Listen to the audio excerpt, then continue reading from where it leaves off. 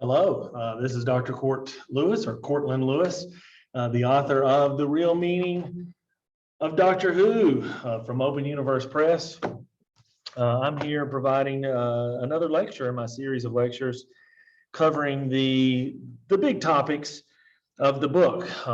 In the book, of course, I am examining the life lessons of Doctor Who, both in terms of how we should live our life and some of the concerns and worries that pop up. And I do this all in an attempt to explain how being a fan of Doctor Who really shapes how we understand reality. And of course, the more information, the better information we can have about that reality, the better we're going to be at doing it. So anyway, this is lecture 4, and I'm going to be looking at the ethics of the Doctor. So this is part 2 of the book. It's chapter 4, which is called The Good of the Doctor. It's called the good because in terms of ethics, that is the good. If you read the ancient Greeks like Plato and Aristotle, they are interested in what they call the good life. And sometimes in 20th century America and the world, we think about the good life as being sort of being successful or being happy, right? Tons of self-help books about living your best life. That's not what ethics does, at least not in that sort of pop psychology, pop philosophy, pop whatever way that we often talk about the good life.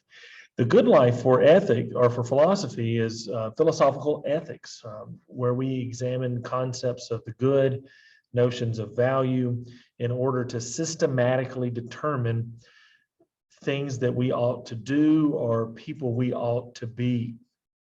And so ethics is extremely complex and fun because so much of society provides us a tainted and misunderstood view of ethics. Often some of the most common messages we get are messages of relativism, such as what happens in Rome stays in Rome, or I'm sorry, I'm getting my metaphors backwards here. So it's do as the Romans do. That's a concept of relativism that is rebranded as what happens in Vegas stays in Vegas, right? So imagine you have an ethical theory that says it's wrong to kill, it's wrong to cheat on your spouse, it's wrong to steal. Well, according to what happens in Vegas stays in Vegas, well, you can do those things and it's okay. It's ethically fine because it was done in Vegas, and as long as you leave, it will stay in Vegas. So that's patently false, right? If you commit crimes in Vegas, you will be punished. If you do unethical things, you have to live with the fact that you did unethical things. So I have to be careful here because I'm an ethicist, and I've written a lot of work on forgiveness, justice, and ethical theory. I have a book called Repentance and the Right to Forgiveness. It's an academic book, so it tends to be more expensive, but you can always ask your library to get you a copy. Repentance and the Right to Forgiveness. That is under my serious name, Court D. Lewis. Unlike my popular culture writings, I use Cortland. So anyway, I could spend days, years, I do, right? This is what I do, I teach ethics. But I want to briefly touch on ethics without going to each ethical theory, because I think that would bore you to death. It might bore me to death, and I don't want to die in this classroom on this camera. A couple of things I want to point out, though, is right, and typically in when we talk about ethics, right, there are two, there's one big question, right? What is the good? What is the good? And so, right, there are two approaches to doing this. We can either look at the consequences or something else, the non-consequences.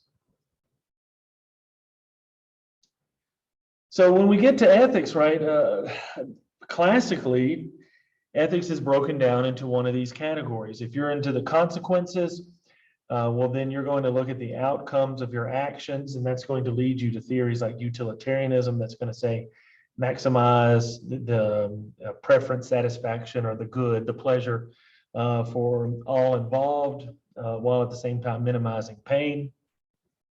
So again, right, what makes a action or a decision ethical is the outcomes. So that leads to lots of interesting things. Another consequentialist theory would be something along the lines of virtue ethics. Virtue ethics is focused on a question of your character, building character by living a virtuous life. And by living a virtuous life, you're going to flourish. And I'm going to talk a little bit more about flourishing here in a second. There are other consequentialist theories. We might look at something like the ethics of care, which promotes good, caring relationships. And so those are going to be our consequentialist theories, things that look at the outcomes of our actions.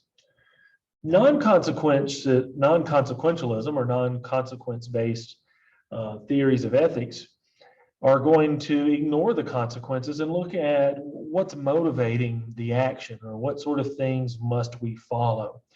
And so the most famous would be, and sadly it has like 5 different names, but it's sometimes called Kantian ethics, sometimes it's called deontological ethics, sometimes it's called duty ethics, and I'm sure there are other names. But with duty ethics, that's what I typically refer to it as.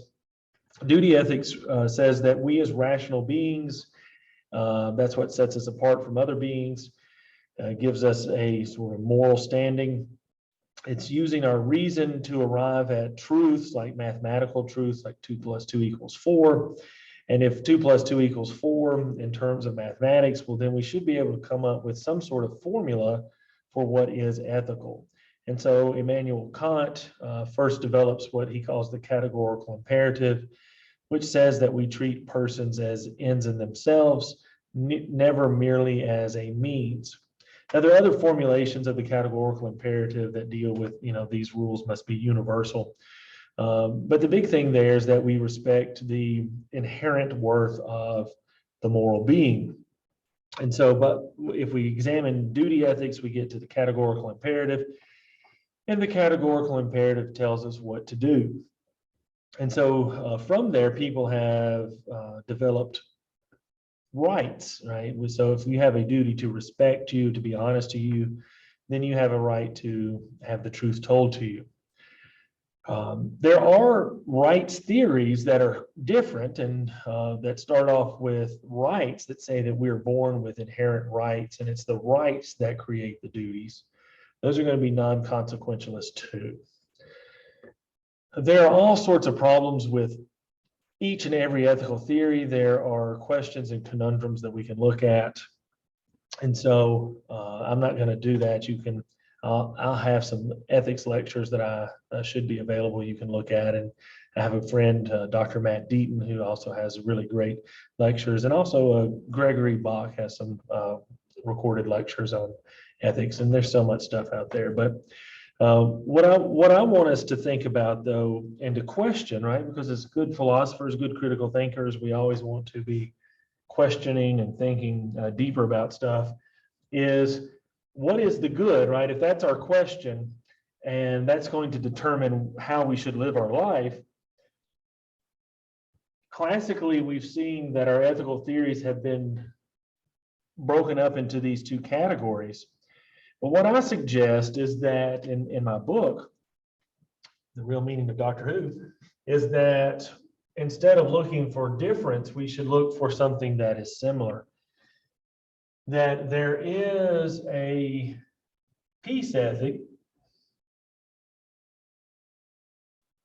what I call Irenaeism, from the Greek word Irenaea for peace, which is rooted in the Hebrew phrase shalom, meaning peace, that we can develop a peace ethic, which is a rights-based theory that includes both consequentialist reasoning and non-consequentialist reasoning. Now, this is a quirky part of me as a philosopher. I've never liked the ideas that we keep separating and changing and we isolate. I've always been kind of a peacemaker, if you will. I like to bring things together. I like to bring ideas together. I'm a cook. I love to cook. And so I like to throw in different ingredients and see what happens. And so part of that's me is my desire to have this sort of ethic, but this idea really came to me from reading Nicholas Wolterstorff and his great book, Justice, Rights, and Wrongs, and also Justice and Love, but especially Justice, Rights, and Wrongs really develops this notion of peace based in the Hebrew concept shalom, and he calls it Irenaeism.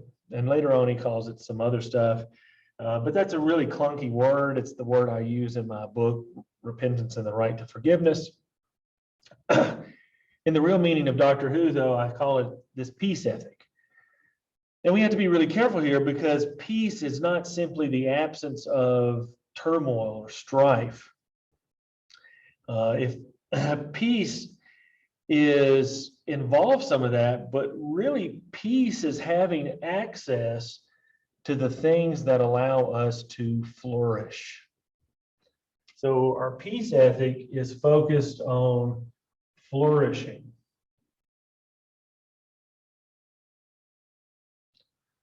The Greeks called it eudaimonia, right? This is really the foundation of virtue ethics, which I said is a consequentialist theory. And so the peace ethic that I developed, that I say that the doctor exhibits throughout all that he and she does, is grounded in these ancient concepts of ethics, that it's about your character, right? It's about this internal motivation to do good, to be a good person, to promote justice. What this peace ethics, this Irenaeism, does, however, is bring in these non-consequentialist components to then motivate and obligate certain behaviors.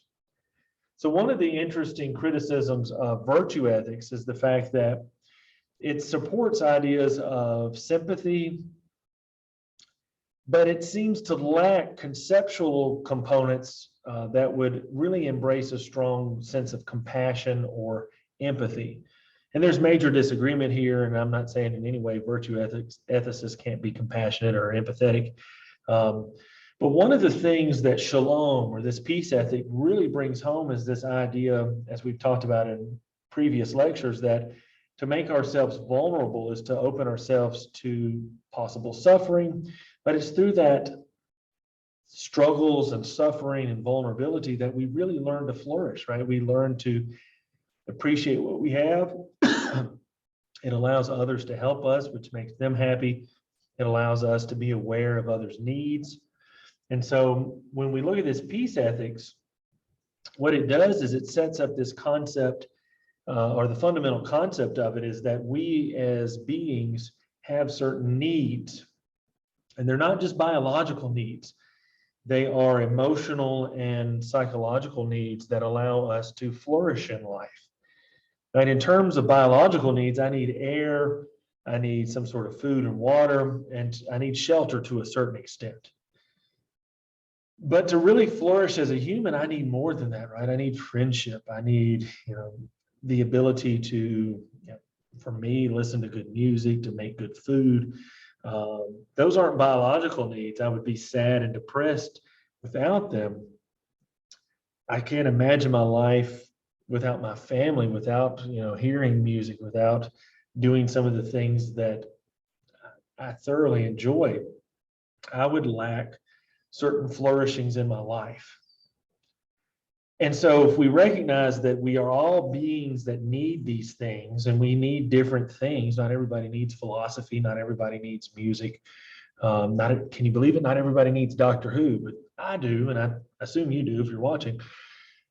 We have these certain needs, and so these needs produce rights, things that we require to flourish. And so we gain a right to them. Then as a result, if you have a right to something, well then if others are capable of providing for that right, well then they become obligated to strive to do so. And for them to strive to do so is not just a blanket non-consequentialist, you must do X, Y, Z, but that's where it introduces this notion of compassion and caring and empathy and love and friendship and et cetera, right?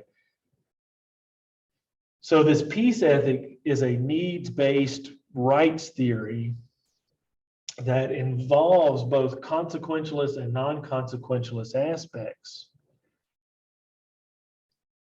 And so for me, right, I love this theory. It's the one that I try to live my life by. I don't always succeed, but that's the life of being an ethical being. But I strive to live my life this way. I strive to do these things. And as I watch and I understand and I'm trying to make sense of Doctor Who, that's what I see. I see the doctor struggling to help others, even if he doesn't know them, even if she has never met or doesn't fully understand. She is there, he is there, they are there to help. And as a result, they make themselves vulnerable and sometimes they struggle. I mean, the fact that the doctor, in order to save Perry, gives of his celery, right? The big celery. Why does he have the celery? Well, it ends up providing the antidote that saves Perry in the caves of Adrazani. We see the Capaldi doctor, the 12th doctor, right? Who goes to great lengths, sacrifices almost everything in order to save Clara, in order to help the master and Missy, right? I mean, people who want to do him great harm, he's willing to see that they are moral beings with needs that he can help them achieve, help them flourish with. And so that's what the doctor does. And it's a difficult ethic. And there are lots and lots of questions, right? If you don't have 100 questions about how does this peace ethic work, and you don't have thoughts about some really bad consequences, well, then you need to think a little bit more, right? Because just in terms of my forgiveness literature, right, in Repentance and the Right to Forgiveness, one of my main arguments, or the main argument, is that if a wrongdoer repents and makes forgiveness a need in order to flourish, well, then that implies that victims are obligated to forgive. And then that sounds really strange. Like, how can you obligate? How can you have a duty to forgive? Read my book to find out. Maybe I'll do some lectures on that in the future. But that's what I see in the doctor. It's complex. The doctor's, and I would say life, is too complex for the simple either or between consequentialism and non-consequentialism. Life in Doctor Who says, in order to answer the question, what is the good? How do we live the good life? We've got to find something else. And that's where I argue that it's found in this peace ethic that's called Irenaeism, or peace, right? That's why I call it the peace ethic, that is focused on our meeting the needs that are required for us to flourish, both psychologically, emotionally, and physically. So anyway, I've given you a lot. I hope it's made sense. I hope I haven't left out some really important stuff. If I did, you make sure you put it in a comment somewhere or let me know, and I'll see if I can get it in another video. Take care. Thanks for watching. Peace.